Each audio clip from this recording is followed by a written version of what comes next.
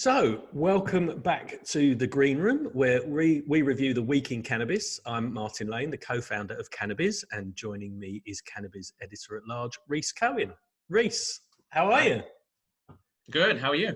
Not too bad, thank you. Now, I know you've been moving house in the last week or so, and you've had a few internet issues. So, are we blaming Telstra or are we blaming Optus? It's actually my own stinginess. I thought that I could get away with using one of the old modems, and I absolutely can't. So I've now got a 25-meter Ethernet cable that's running from downstairs to my computer, and I'll fix the rest of it in time. Yeah, I can't blame the telco this time as much as I would love to. Okay, well, it's good to have you back. And I should say, we did actually attempt to record an episode of the Green Room last week when you were hotspotting off your phone. Mm-hmm. And it didn't really work, did it? So, No. so I like to think of it as it's like the missing episode. It's a bit like Prince's Black Album. We are very much like Prince, I think, in terms of social standing and talent. Absolutely, 100%. And actually, interestingly, I'm 1 year younger than Prince when he died. So there you go. We got another year in you. We have all sorts of things in common. Anyway, pressing on. So, interesting week last week. The Greens introduced a bill to legalise the recreational use and possession of cannabis in New South Wales. So households would be allowed to grow up to 12 cannabis plants, social clubs up to 99, and previous cannabis convictions would be expunged. Products would carry health warnings and information about the strain and THC/CBD content. Retailers wouldn't be allowed to promote or advertise their wares, and stores would be prevented from operating within 200 metres of a school or childcare centre. Now, Rhys, you've been writing about this in a piece which will appear on Cannabis in the next day or so. All sounds quite good in theory. Hasn't got a hope in hell of being passed. Absolutely not. Yeah, no. So this is definitely not going to pass the Senate, which is fine because that's not really the point of the bill.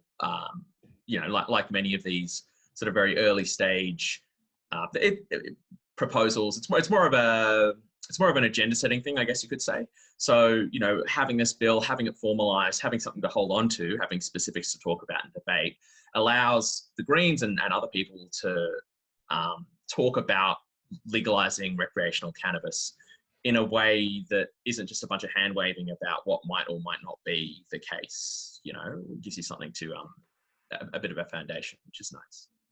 And it's quite a well thought out sort of structure, I think, considering the intent is not necessarily to use this bill to legalise recreational cannabis in New South Wales. They've done quite a good job of figuring out and balancing some of the nuances and some of the competing interests there. I mean, like, for example, the not being within 200 meters of a school thing. I mean, if the legislation were to be passed, you wouldn't be able to identify these stores from the street to begin with. So it's not, it could be next door to a school and none of the kids would find out probably. I don't really know. So, there's a bit of negotiation that you can see sort of manifesting in the bill there about how concerned people are with cannabis legalization. Yeah. I thought it was interesting looking at the bill and also reading your piece that in some ways, it does feel like obviously the Greens are kind of driving an agenda here in the way that the other political parties aren't kind of prepared to use up political capital, maybe. I mean, I guess the Greens' natural base of support is likely to be more pro-cannabis than the other parties. But on the other hand, it sort of felt, in a way, a little bit defensive in the sense that, as you say, there's a bit of second guessing going on here. It's kind of legislation which won't pass, but has one eye on what its opponents might think, say, or do. And I wonder whether that seems like a sensible approach because it cuts off some of the kind of the immediate knee-jerk reaction type stuff. But on the other hand, it doesn't feel that confident, if you know what I mean. It's not kind of best foot forward. It is kind of second guessing some of the arguments which I guess you have to do if you want to actually even have a reasoned debate. Yeah, I think that's a fair comment. Like, you know, it is a political document fundamentally. So the intent is to set the agenda, get talking about cannabis legalization, but not do it in a way that makes your argument easily refutable. You know, I think presenting the ideas in this way makes it difficult to dismiss this bill out of hand. Or, I mean, plenty of people will dismiss it out of hand, but it makes the people who dismiss it out of hand seem dismissive as opposed to having a considered opinion necessarily. But it is a bit of a compromise, and it does address quite a few different, you know, groups of stakeholders, right? So within the bill, there is obviously the expungement of convictions for cannabis convictions, which, you know, speaks to the sort of social justice and restorative justice elements of the bill. There's also the provision for cannabis social clubs, that not-for-profit groups can collectively cultivate and supply cannabis to their members, which is a way to facilitate access in addition to home grow, which is also there. And then, of course, in addition to those, there's also a commercial framework. So it does seem like they're trying to hit all of the main sweet spots here in terms of the kinds of things that people generally want out of cannabis legalization. You know, often it's one or two of those things, and they've got sort of all four in the same bill. So yeah, I mean, kudos to them. And I'll look forward to seeing, you know, how that bill is debated and some of the responses that people have to it. I don't have very high hopes that we'll end up with an informed and useful debate in the Senate about cannabis legalization, but maybe behind closed doors. And seem to demonstrate a pretty good understanding of how the industry currently works, how it might work, as you say, some of the issues and challenges that it would have going forward. And it's not always the case when people put legislation before Parliament. You know, sometimes you get, as I say, knee-jerk reactions, or you get pieces of legislation that are ill thought through because there's some kind of recent scare or whatever. I'll never forget the Dangerous Dogs Act in the UK, which famously was basically an act because a couple of people, you know, their Rottweilers attacked a small child, and suddenly we had the Dangerous Dogs Act, which was just clearly not fit for purpose. But this doesn't feel like one of those. Reaction. Feels like I don't think so. It feels like a party that's actually gone out of its way to talk to stakeholders, understand what the issues are. Yes, second guess some of the likely opposition, and therefore it's a little bit frustrating to think that it probably will just get kind of, you know, yes, it will be debated, but it, you know, we're both sitting here saying it hasn't got a cat in hell's chance of passing, which is frustrating, really. But it's part of the process, because, you know, now that it exists and it's introduced to the Senate, it's on public record. So it's part of the public record about these things. So in a few years' time or whenever, when, you know, there's a cross-party working group that's set up to develop proposals for how cannabis might be legalized in New South Wales, this will be an important reference that they will draw from, and it'll inform that conversation to some extent. You know, in the same way that we saw, you know, the Victorian Law Reform Commission inquiry into legalizing medicinal cannabis, you know, several years ago, that process necessitated looking at, you know, various other historical inquiries and papers and things that had come before, you know, various parliaments in Australia. So, you know, it's all part of the puzzle. It's an iterative process. Designing new drug laws and drug law reform. So yeah, it's a piece of the puzzle, but we're not going to legalize cannabis this year, I predict. I think that's probably a good prediction, and yeah, I guess we're all going to have to be patient. Is probably the watchword here. Okay, well, moving on. In other news, our chief correspondent, Steve Jones, has been writing about Can Group's acquisition of Satifarm and the opportunity it gives them to fast-track a Schedule 3 medicine into the Australian market. Risa, I think it's fair to say Can has had an up and down time of it lately, but this felt like a kind of much-needed shot in the arm for them. Yeah, they've been through the wars, to put it sort of fairly, I guess, recently. But yeah, I mean, it's an exciting development. I thought it was quite meaningful and significant. You know, this product is one of the few worldwide that has published, you know, pharmacokinetic data on it. It's been used in Australia for some time. I think it's the product of choice for the controlled access scheme in Tasmania, but I can't really remember, to be honest. But it's one of the products that has more human clinical data behind it than some of the others that are on the market at the moment. But yeah, it is. It's interesting to see. I mean, of course, CAN Group is paying close attention to the S3 stuff, as is everyone else at the moment. It's kind of sucking up all of the oxygen in the room still, you know, so, which is fine. You know, but this is the start of a long marathon. So, yeah, every man and his dog wants a piece of the S3 CBD stuff. We'll see who manages to thread the needle in the long run. Interesting, because yeah, I think you said on LinkedIn that you thought that acquisition actually put CAN Group kind of, you know, maybe not ahead of the pack, but certainly kind of, you know, well positioned. And I guess the other piece of news that we had last week was Medlab Clinical signing a deal with over-the-counter medicines company Aratex for the development and distribution of its proprietary cannabinoid formulation Nano CBD as an OTC medicine. So it does sort of feel like things are getting serious. We're definitely seeing more serious press releases, you know, which is probably a sign that things are more serious under the water, so to speak. I wasn't aware that company that Medlab collaborated with also did drug development. I thought they were exclusively in distribution, so maybe I've got the wrong end of that stick. But my understanding is that it will enable Medlab to faster get to market. Sure, yeah. I mean, the drug development side of things is the long and difficult and expensive process.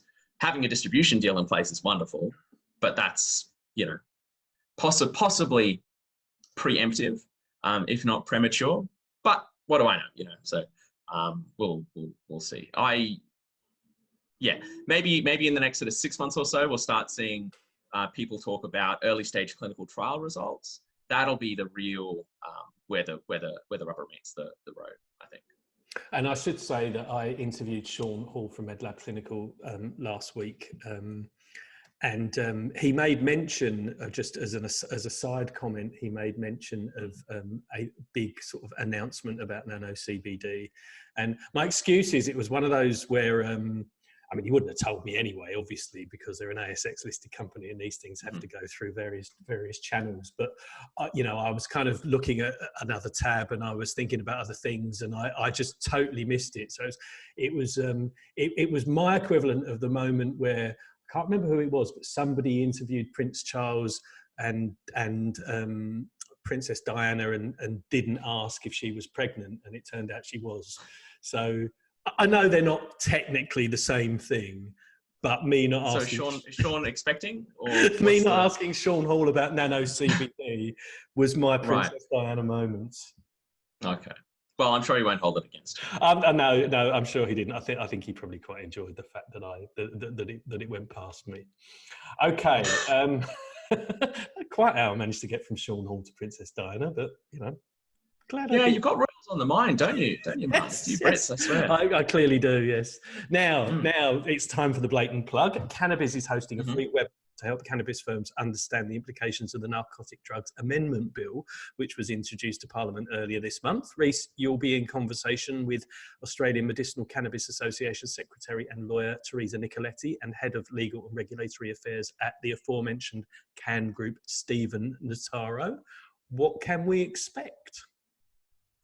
Well, these are both big brains, I think it's fair to say, in the sector. Teresa, people may be like more familiar with than Stephen, just because, you know, her work is she works for Mills Oakley, a law firm, and they do work for lots of different cannabis companies. So, you know, she's been on stages and on screen sort of more often. But I mean, I think it's a great combination because Teresa has a wonderful and wide and deep sort of understanding of the whole sector and the whole supply chain and how things sort of, happen.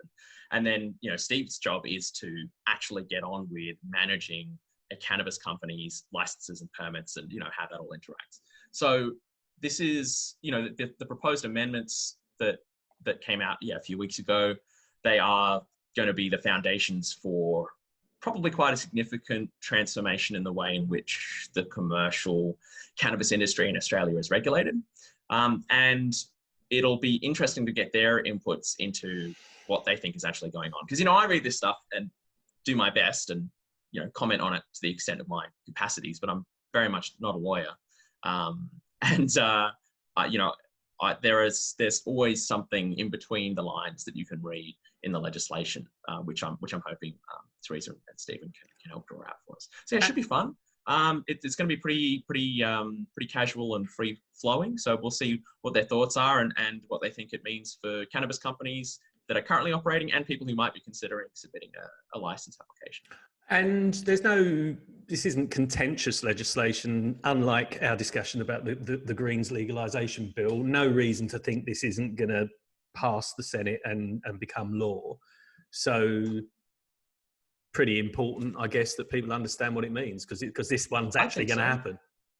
This is actually happening, yeah. Well, we're recording this on a Monday afternoon, and I think the bill is being debated in the in the lower house soon, probably in a couple of hours' time or so.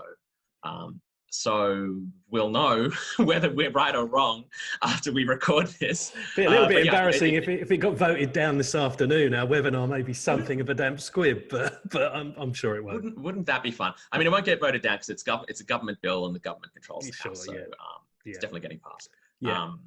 But it'll be interesting to see if anyone objects to it or has any constructive criticism to the bill. But it feels like it's going to happen. And what is also going to happen is our webinar at 6 p.m. tomorrow. That's Tuesday, February the 23rd. So you can sign up for that via the website. And as I say, this is very, very likely, almost certainly going to become law and is going to affect your business. So worth jumping on for that conversation. Now, finally, prominent conspiracy theorist, anti-vaxxer and celebrity chef Pete Evans has announced a run for the Senate. He's been unveiled by former One Nation MP Rod Culleton as the Great Australia Party's first Senate candidate for the federal election. So obviously when he's not urging people to avoid the COVID-19 vaccine, Evans has made a documentary about cannabis called The Magic Plant. And, some would say he's been manoeuvring to position himself as the face of cannabis in Australia. Reese, will you be voting Evans? Will I be voting Evans? No, I think I'll number every single box to ensure that he is close to last for my vote. I mean, what a loser, really. He's been kicked off Facebook. He's been recently kicked off Instagram, and the only way he can maintain his sense of relevance is to try and run for Parliament. I don't think he has any idea what's in store for him. I don't think he has any idea what that's going to be like. And it's interesting, really, to see him, be affiliated with such esteemed groups as the One Nation Party and other sort of fringe political groups. I don't think Pete Evans has the sort of broad appeal that he might need to secure himself a seat. But it'll be so much fun watching that. It's interesting, actually. When we wrote about this probably a few months ago now, it's before Christmas, wasn't it? And we were talking about, because, as I say, that, he had platforms at a couple of events and was sort of kind of seemed to be positioning himself. And he's, made the documentary. I don't know what's happened to that documentary. Has that seen the light of day yet? I thought a while ago that it was going to go out on Netflix, and it never did. And the only place I can find it is behind a paywall on a website that Pete Evans owns. So maybe that relationship with Netflix also. Don't know. I just thought of that, actually. Yeah, I was expecting it to have been released by now. But anyway, so there was that. There was as I say, speaking at a couple of events, and a couple of people got very cross with us for actually even talking about it. And we're saying, don't give him a platform. And we were saying, well, what we're arguing is we shouldn't give him a platform. And they're arguing, yeah, but you are giving him a platform. We're going, well, yeah. So it's that whole kind of, idea of kind of, deplatforming people and cancelling people and stuff is a whole other debate, and probably not for us. But it does feel to me that,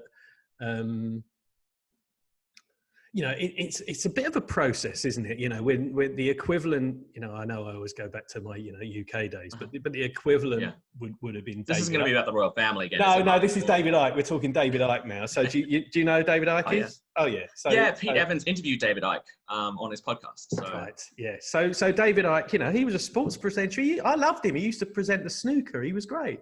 And then it was sort of, there's a lag between the time that people think that's the person off the telly.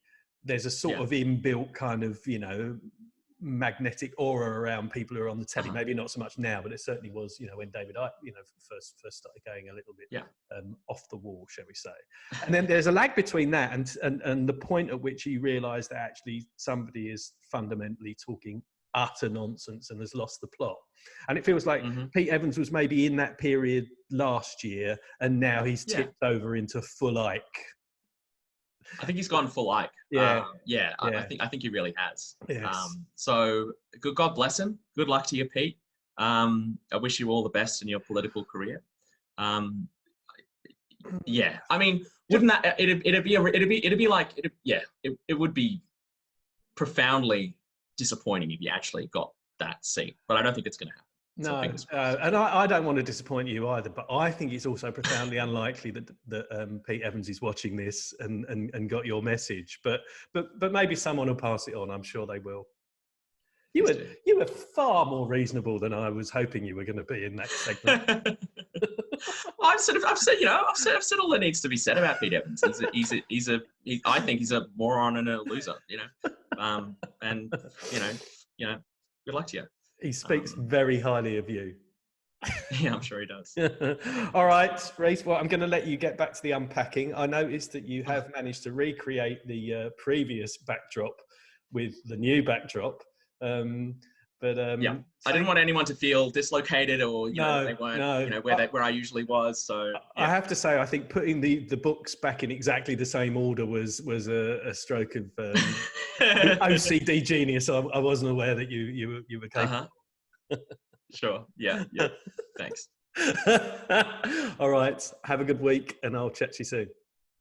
Bye, everybody. Cheers. Bye.